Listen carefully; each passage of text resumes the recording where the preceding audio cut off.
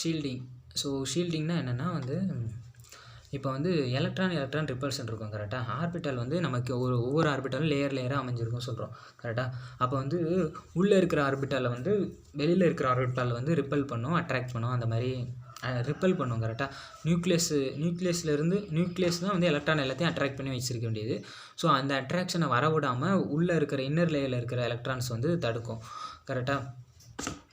இப்போ வந்து ஒரு எனர்ஜி ஆஃப் எலக்ட்ரான் வந்து இந்த function of Z square divide by n square சொல்லுவாங்க. n வந்து பிரின்சிபல் குவாண்டம் நம்பர், Z வந்து அட்டாமிக் நம்பர். இப்போ வந்து இதை எடுத்துக்கோங்களேன், இது ரெண்டு எடுத்துக்கோங்க. ஹைட்ரஜனில் வந்து எவ்வளோ இருக்குது?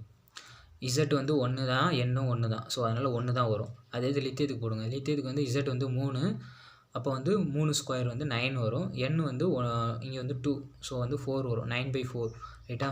9/4 அடிச்சிங்கன்னா 2 பாயிண்ட் சம்திங் வரும். 2.12 அந்த ரேஞ்சில் வரும். 2.2 அந்த ரேஞ்சில் வரும் ரைட்டா.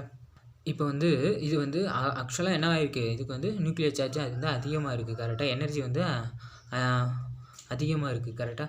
இப்போ வந்து இங்கே வந்து ஒரு ப்ரோட்டான் தான் இருக்குது, இங்கே 3 ப்ரோட்டான் இருக்குது. இருந்தாலும் அயனைசேஷன் எனர்ஜின்னு என்னது, ஒரு எலக்ட்ரானை ரிமூவ் பண்ணுறதுக்கு தேவைப்படுற எனர்ஜி. ஆனால் இது வந்து நல்ல நியூக்ளியஸோட ஸ்ட்ராங்காக இருக்குது. ஆனால் இதுக்கு வந்து கம்மியாக தான் தேவைப்படுது. ஈஸியாக வந்து ரிமூவ் பண்ணிடலாம். ஏன்னா வந்து இந்த 2s எலக்ட்ரான் வந்து அதை வந்து ரெடியூஸ் பண்ணுது. லோவர் ஃபார் 2 ரீசன் சொல்லியிருக்கோம்ல. ஒன்று வந்து ரேடியஸ், 2s எலக்ட்ரான் வந்து ரேடியஸ் வந்து பெருசு, 1s ரேடியஸோட 2s ரேடியஸ் பெருசு. ஸோ வந்து பெருசாக இருக்கும்போது நியூக்ளியஸால் வந்து அவ்வளோ ஈஸியாக அட்ராக்ட் பண்ண முடியாது கரெக்டாக. அதுவும் இல்லாமல் ரிப்பல் பை தான் 1s எலக்ட்ரான். அது மாதிரி 1s எலக்ட்ரான் வந்து அந்த ஸ்பெரிக்கலாக இருக்கும் கரெக்டாக. ஸ்பெரிக்கலாக இருக்கும்போது நியூக்ளியஸோட மொத்த பாசிட்டிவ் சார்ஜ் இதுவே வந்து ஸ்க்ரீன் பண்ணிடும். மொத்தத்தையும் பண்ணாது, ஓரளவுக்கு இது ஸ்க்ரீன் பண்ணிடும். ஸோ அதனால் வந்து அதுக்கு வந்து அந்த அந்த 2s 1 ஆர்பிட்டலுக்கு வந்து நியூக்ளியஸோட மொத்த பவருமே கிடைக்காது. ஸோ அதனால் அதை வந்து ஈஸியாக ரிமூவ் பண்ணிடலாம். Effective nuclear charge Z star = Z - S. இந்த S தான் வந்து ஸ்க்ரீனிங் கான்ஸ்டன்ட். இது வந்து எப்படி கால்குலேட் பண்ணுவோன்னு பார்ப்போம். S ஆர்பிட்டல் வந்து மேக்ஸிமம் வந்து நியர் நியூக்ளியஸில் இருக்கும். நம்ம அந்த கிராஃபில் பார்த்தோம் கரெக்டாக. ஸோ அதில் வந்து நியர் நியூக்ளியஸ் கிட்டே இருக்கும் கரெக்டாக. அதனால் வந்து அதால் ஈஸியாக வந்து ஷீல்டு பண்ண முடியும். நியூக்ளியஸ் பக்கத்திலே இருக்கிறனால நியூக்ளியஸோட இதை வந்து ஈஸியாக ஷீல்டு பண்ணிடும். அதே வந்து D ஆர்பிட்டல் F ஆர்பிட்டலுக்குலாம் பார்த்திங்கன்னா நான் சொல்லியிருப்பேன் கரெக்டாக. அந்த கிராஃப் வந்து தள்ளி போயிருக்கும், நியூக்ளியஸோட ரொம்ப தள்ளி போயிருக்கும் அதோட மேக்ஸிமம். ஸோ அதனால் அதால் ஈஸியாக வந்து ஷீல்டு பண்ண முடியாது. ஸோ அதனால் வந்து மோஸ்ட் ப்ராபபிள் ரேடியஸ் வந்து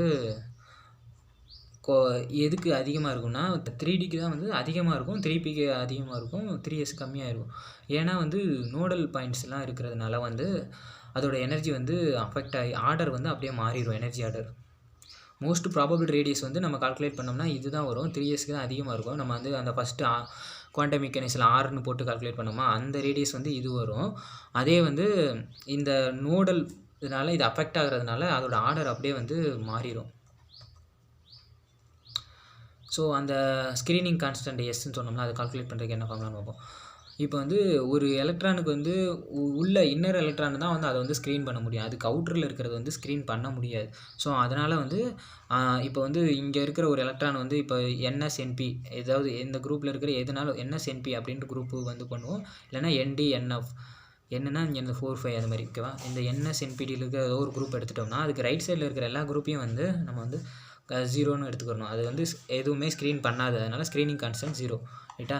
இப்போ வந்து அதே குரூப்பில் இருக்கிறது வந்து அவ்வளோ எஃபெக்டிவாக வந்து எப்படி சொல்கிறது, ஸ்க்ரீனிங் பண்ணாது கரெக்டாக. அதே ஆர்பிட்டலில் தான் இருக்குது. அதனால் 0.35 அளவுக்கு தான் வந்து அது ஸ்க்ரீன் பண்ணுது. இப்போ ஒரு நியூக்ளியஸ்னால் 1ன்னு எடுத்துக்கோங்க. ஒரு நியூக்ளியஸோட சார்ஜ் வந்து 1, அதை வந்து 0.35 அளவுக்கு அதே ஆர்பிட்டாலில் இருக்கிற எலக்ட்ரான் வந்து ஷீல்டு பண்ணிடும். அதே இது N-1 குரூப்னால் அதுக்கு முன்னாடி உள்ள குரூப்பு, இங்கே 4s 4p எடுத்திங்கன்னா அதுக்கு முன்னாடி உள்ள குரூப் 3D. இந்த எலக்ட்ரான் எவ்வளோ வந்து ஷீல்டு பண்ணுன்னா 0.85 அளவுக்கு வந்து ஷீல்டு பண்ணும் ரைட்டா. அதே இது N-2 குரூப், இது வந்து எவ்வளோனா 1 ஃபுல்லாகவே வந்து ஷீல்டு பண்ணிடும். ஒரு நியூக்ளியஸை வந்து இதில் இருக்கிற ஒரு எலக்ட்ரான் ஒரு நியூக்ளியஸை ஷீல்டு பண்ணும். ஆனால் இதில் இருக்கிற ஒரு எலக்ட்ரான் 0.85 நியூக்ளியஸோட சார்ஜர் தான் வந்து ஷீல்டு பண்ணும். அதே NDNFக்கு வந்து சேம் குரூப் வந்து இந்த NDNFக்கு வந்து சேம் குரூப்புக்கு 0.35, அதுக்குள்ள ரைட்டில் உள்ள எல்லா குரூப்பும் 0. ஆனால் அதுக்கு முன்னாடி உள்ள குரூப் N-1 குரூப்புக்கு நீங்கள் 1 தான் கொடுக்கணும். ஏன்னா வந்து S ஆர்பிட்டல் நான் என்ன சொன்னேன், ஸ்பெரிக்கல் சொன்னேன். அது வந்து அதனால் ஃபுல்லாக வந்து ஈஸியாக அஃபெக்ட் ஆகிரும். அதே இது வந்து இதுக்கு N-1 குரூப் வந்து என்னது தான் வந்து 3D ஆர்பிட்டால் தான். ஸோ அதனால் n-1 0.85 தான் வருது. அதே இது வந்து இதுக்கு NDNFக்கு வந்து முன்னாடி இருக்கிற ஆர்பிட்டால் n-1 ஆர்பிட்டால் வந்து எஸ்ஸும் பியும் இது வந்து நல்லா ஷீல்ட் ஆகும் சொல்லியிருக்கேன் கரெக்டாக. ஸோ அதனால் இது வந்து ஈஸியாக வந்து ஷீல்டு பண்ணிடும். அதனால் ஒரு நியூக்ளியஸ் இதில் இருக்கிற ஒரு எலக்ட்ரான் ஒரு நியூக்ளியஸோட பாசிட்டிவ் சார்ஜை வந்து ஈஸியாக ஷீல்டு பண்ணிடும். ஸோ இது மூலமாக தான் வந்து ஆக்சுவலாக எவ்வளோ நியூக்ளியஸ் சார்ஜ் இருக்குது, இது எவ்வளோ ஷீல்டு பண்ண பிறகு அந்த எலக்ட்ரான் எவ்வளோ வந்து நியூக்ளியஸோட சார்ஜை வந்து நியூக்ளியஸ் சார்ஜ் வந்து அதை வந்து எவ்வளோ அட்ராக்ட் பண்ணுது அப்படின்னு பார்ப்போமா. இப்போ வந்து நைட்ரஜன் எடுத்துக்கோங்க. அதில் வந்து 1s 2s 2p அப்படின்னு இருக்குது ரைட்டா. இப்போ வந்து 1s2 இந்த 2s 2pயும் வந்து ஒரு குரூப் பண்ணிக்கணும்னு சொன்னேன் கரெக்டாக. இதில் வந்து 5 எலக்ட்ரான் இருக்குது கரெக்டாக. ஸோ இந்த 5 எலக்ட்ரானில் ஒரு எலக்ட்ரானுக்கு தான் நம்ம வந்து கால்குலேட் பண்ண போகிறோம். அந்த எலக்ட்ரானை வந்து மிச்ச எலக்ட்ரானில் எவ்வளோ ஸ்க்ரீன் அதே குரூப்பில் இருக்கிறது 0.35 போட்டுருங்க. அது n-1 குரூப்புக்கு 0.85 போட்டுக்கோங்க. போட்டிங்கன்னா வந்து உங்களுக்கு 3.1 வரும். அது வந்து ஆக்சுவலாக இதில் எத்தனை நியூக்ளியஸ் இருக்குது 3 5 7 7 எலக்ட்ரான் இருக்குன்னா 7 புரோட்டான் இருக்கும் கரெக்டாக. ஸோ 7 நியூக்ளியஸ் சார்ஜ் இருக்க முடியுது. ஆனால் வந்து இது ஸ்க்ரீன் பண்ணிடுது. இது வந்து இதில் இருக்கிற எலக்ட்ரானை பாதி ஸ்க்ரீன் பண்ணிடுது. இந்த 2 எலக்ட்ரான் வந்து 8.5 அளவுக்கு ஸ்க்ரீன் பண்ணிடுது. அதனால் 3.5 அளவுக்கு ஸ்க்ரீன் பண்ணதுனால நமக்கு மொத்தமாக அந்த எலக்ட்ரான் வந்து 3.9 நியூக்ளியஸ் இருந்தால் எவ்வளோ வந்து அட்ராக்ட் ஆகுமோ அவ்வளோ தான் அது அட்ராக்ட் ஆகும். ஃபுல்லாக எல்லா நியூக்ளியஸும் இருந்தால் எவ்வளோ அட்ராக்ட் ஆகுமோ அவ்வளோ அட்ராக்ட் ஆகாது. அதே மாதிரி ஜிங்க்குக்கும் கால்குலேட் பண்ணியிருக்கோம். அவர் வந்து ஹைட்ரஜன் லைக் ஆட்டம் அதில் தான் வந்து அவர் வந்து அதை பேஸ் பண்ணி தான் வந்து இந்த ரூல் சொல்லியிருப்பார். ஸோ ஆனால் வந்து மற்ற ஆர்பிட்டாலுக்கு வந்து இது வந்து டிஃப்ரெண்ட்டாக இருக்கும். எந்தெந்த விதத்துலாம் டிஃப்ரெண்ட்டாக இருக்கும்னா தே கண்டெயின் ஹைட்ரஜன் ஆர்பிட்டாலில் வந்து எந்த நோட்ஸுமே இருக்காது கரெக்டாக. ஸோ ஆனால் பட்டு இது வந்து கொஞ்சம் வந்து அக்யூரஸியை குறைக்கும் அவ்வளோதான். பட் ஓரளவுக்கு நமக்கு நியராக வந்து வேல்யூ கிடைக்கும்.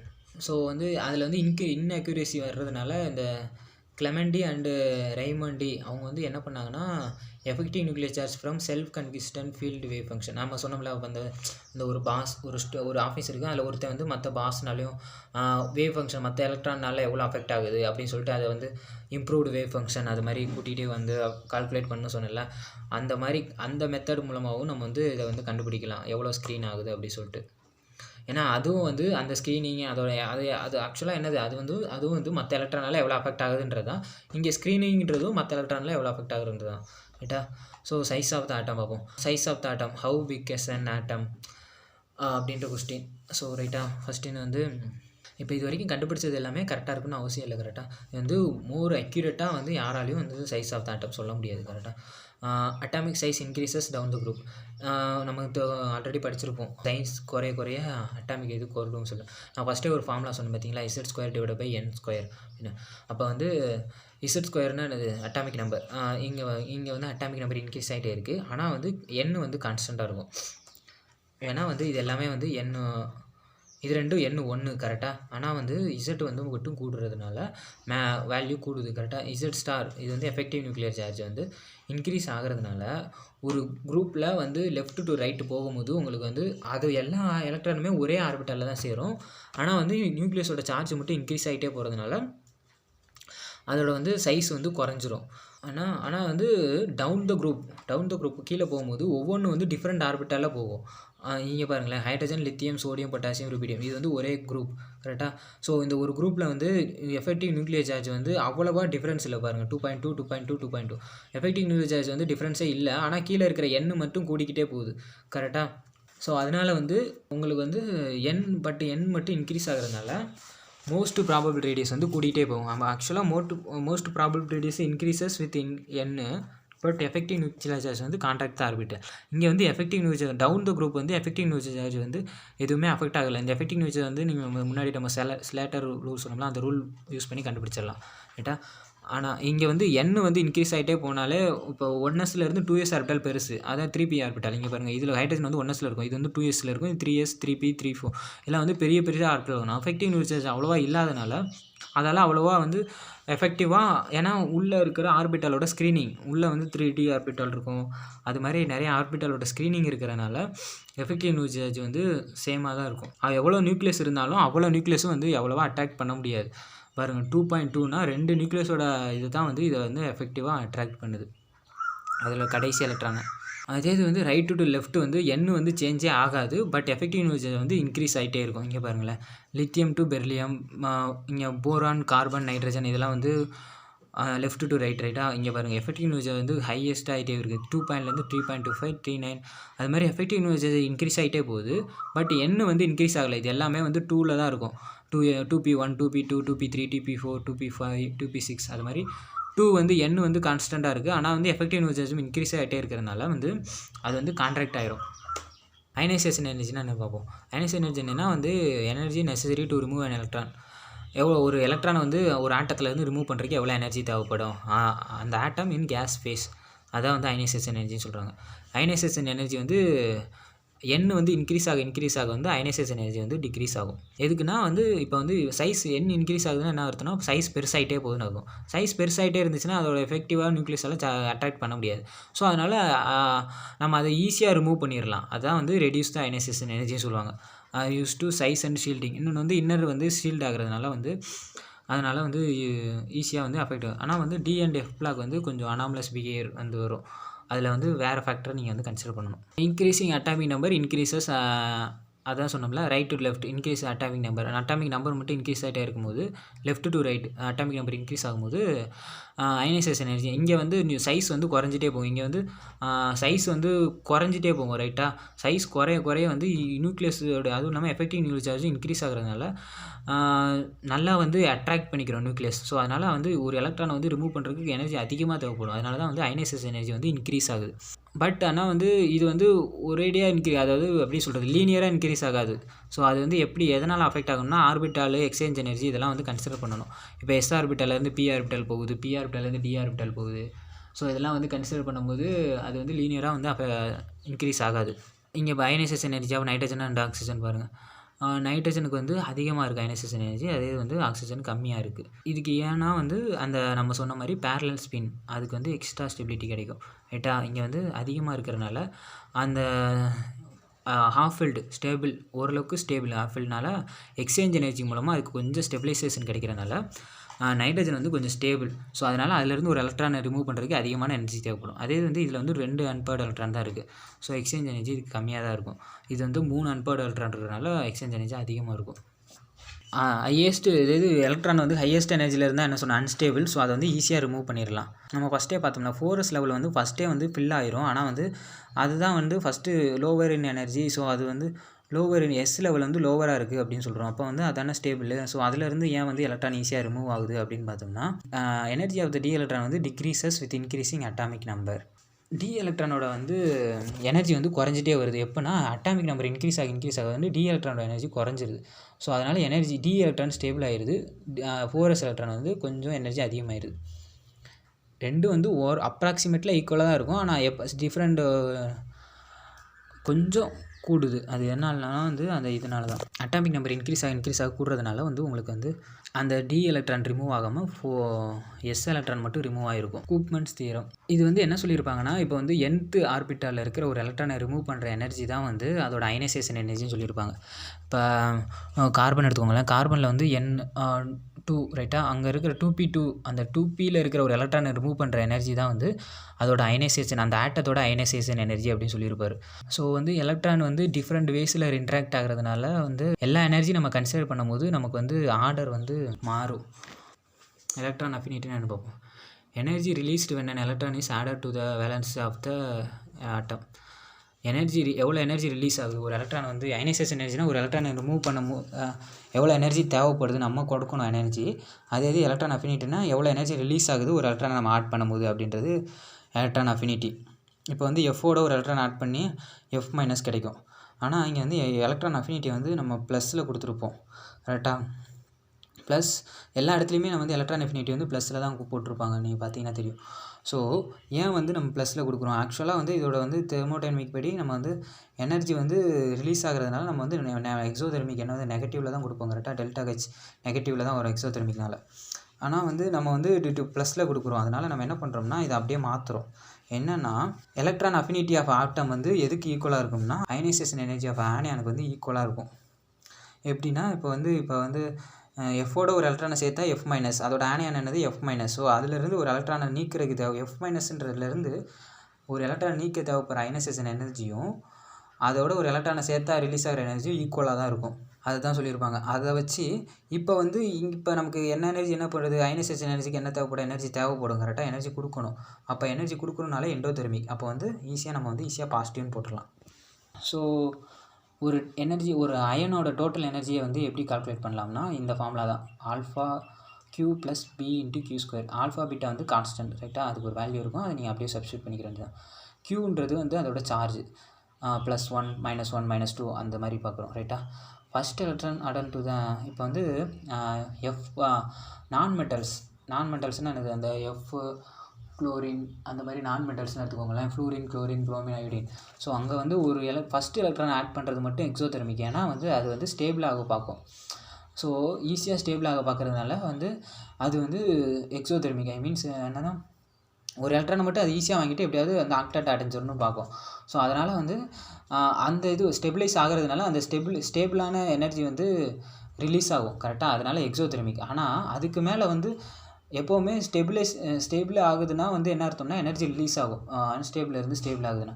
அதே வந்து ஸ்டேபிளானதை வந்து நம்ம வந்து அன்ஸ்டேபிள் ஆக்கணும்னா நம்ம தான் எனர்ஜி கொடுக்கணும். அப்போ தான் வந்து ஹை எனர்ஜியில் இருக்கிறது தான் அன்ஸ்டேபிள்னு சொன்னேன், கரெக்டாக. ஸோ வந்து இப்போ வந்து இது ஆல்ரெடி ஸ்டேபிள் ஆகுது. ஸோ ஸ்டேபிள் ஆகுறதுனால எனர்ஜி குறையுது, கரெக்டாக. எனர்ஜி ஸ்டேபிள் ஆகுதுன்னா என்ன அர்த்தம், எனர்ஜி கம்மியாக இருக்குன்னு அர்த்தம். அப்போ எனர்ஜி குறையுது, அந்த எனர்ஜி வந்து எக்ஸோதெர்மிக்காக ரிலீஸ் ஆகும், ரைட்டாக. ஆனால் வந்து அது வந்து ஒரு வேளை ஸ்டேபிள் ஆயிடுச்சுன்னா அதுக்கப்புறம் நீங்கள் ஃபர்தராக எலக்ட்ரான் அடிஷன் பண்ணணும்னா இப்போ வந்து F- ஆயிடுச்சு, F2- ஆகணும்னா நீங்கள் வந்து எனர்ஜி கொடுக்கணும். அப்படின்னா என்னது, எண்டோதெர்மிக்னா என்னது, எனர்ஜி கொடுக்குறது. எக்ஸோதெர்மிக்னா எனர்ஜி ரிலீஸ் ஆகுது, அதுவாக ரிலீஸ் ஆகும். ஆனால் வந்து இந்த O2- S2- இதெல்லாம் வந்து 2 எலக்ட்ரான் ஆட் பண்ணியிருக்காங்க, தெரியுதா. ஆனால் வந்து இது வந்து எலக்ட்ரான் அஃபினிட்டி வந்து நெகட்டிவ் வேல்யூவில் தான் இருக்குது அப்படின்னு சொல்கிறோம். இது எதுக்கு காரணம்னா இதில் வந்து அதோட ஃபார்மேஷனில் வந்து பாசிட்டிவாக இருக்கும், என்தால்பி ஆஃப் ஃபார்மேஷன். அந்த பாண்ட் பேப்பர் சைக்கிளில் பார்த்தீங்கன்னா தெரியும், கிறிஸ்டல் வந்து ஃபார்ம் ஆகிறப்ப என்தால்பி ஆஃப் ஃபார்மேஷன் இருக்கும், ரைட்டாக. அந்த இது வந்து பாசிட்டிவாக வரதுனால எலக்ட்ரான் அஃபினிட்டி வந்து உங்களுக்கு நெகட்டிவ் வேல்யூவில் கிடைக்கிது. ஸோ அது அப்படி இருந்தாலும் இது வந்து கிறிஸ்டல் லாட்டிஸ் அல்லது வந்து சால்வேஷன் ஆஃப் அயான்ஸில் வந்து, அதாவது சொல்யூஷனில் இருக்கும்போது அந்த அயான்ஸ்லாம் இருக்கும்ல, அதனால மட்டும்தான் இது ஸ்டேபிளாக இருக்கும். இது வந்து ஏரில் அது மாதிரி இதிலலாம் வந்து, அதாவது கிறிஸ்டல்லையும் வந்து சால்வேஷன் ஆஃப் அயன் இருக்கும்போது மட்டும்தான் இது ஸ்டேபிளாக இருக்கும். ஏன்னா அதில் வந்து என்தால்பி ஆஃப் ஃபார்மேஷன், அங்கே வந்து எனர்ஜி ரிலீஸ் ஆகும். ஸோ அந்த எனர்ஜி தான் வந்து இதுக்கு யூஸ் ஆகிறதுனால இங்கே வந்து எலக்ட்ரான் அஃபினிட்டி வந்து ஈஸியாக இருக்குது, நெகட்டிவாக இருக்குது. F தான் வந்து இருக்கிறதுலே லோ எலக்ட்ரான் அஃபினிட்டி தென் குளோரின். எதுக்குன்னா வந்து லோ எலக்ட்ரான் அஃபினிட்டி தென் குளோரின். இது எதனால் வருதுன்னா, அந்த ஃபஸ்ட் ரோக்கு எல்லாருக்குமே வந்து ரொம்ப ஸ்மால் சைஸ், அப்புறம் வந்து கிரேட்டர் எலக்ட்ரான் ரொம்ப ஸ்மால் சைஸாக இருக்கிறனால எலக்ட்ரான் ரிப்பல்ஷன் வந்து அதிகமாக இருக்கும், கரெக்டாக. ஸோ அதனால் எலக்ட்ரான் ஈஸியாக எப்படியாவது வெளியே போய் தப்பிச்சு போயிடணும் தான் அப்படி தான் நினைக்கும். ஸோ அதனால் வந்து இருந்தாலும் அது வந்து ஸ்டேபிள் ஆகிறதுக்காக ஃபஸ்ட் எலக்ட்ரானை வந்து ஈஸியாக வாங்கிக்கிறோம். அதுக்கப்புறம் தான் எலக்ட்ரான் ரிப்பல்ஷன் டாமினேட் ஆகும், கரெக்டாக. அப்புறம் வந்து ஃப்ரீ ரேடிக்கல் மேட் ஆஃப் எலக்ட்ரானெகட்டிவ் ஆட்டம்ஸுக்கு தான் வந்து ஹை எலக்ட்ரானெகட்டிவிட்டி இருக்கும். ஆல்ரெடி அது வந்து எலக்ட்ரானெகட்டிவ் ஆட்டம், அதில் வந்து ஒரு ஃப்ரீ ரேடிக்கல் வேறு இருக்குது. ஸோ அதனால் வந்து எலக்ட்ரான் அஃபினிட்டி வந்து அதுக்கு வந்து எப்படி சொல்கிறது, அஃபினிட்டி வந்து ஹையாக இருக்கும். அதே இது வந்து F6, இதுக்கு தான் வந்து காம்ப்ளெக்ஸ். இது வந்து பிளாட்டினம் F6 காம்ப்ளெக்ஸ். இதில் வந்து more than double that of any single atom, எந்த சிங்கிள் ஆட்டத்தோட வந்து டபுளாக இருக்குது அப்படின்னு சொல்லியிருப்பாங்க. ஸோ அவ்வளோதான். இது வந்து அட்டாமிக் ஸ்ட்ரக்சர். இது வந்து அப்படியே வந்து QE புக்கில் இருக்கும், வந்து ஒரு வாட்டி திரும்ப ரீட் பண்ணி பார்த்தீங்கன்னா உங்களுக்கு ஈஸியாக புரியும். தேங்க்யூ வெரி மச் ஃபார் வாட்சிங் திஸ் வீடியோ.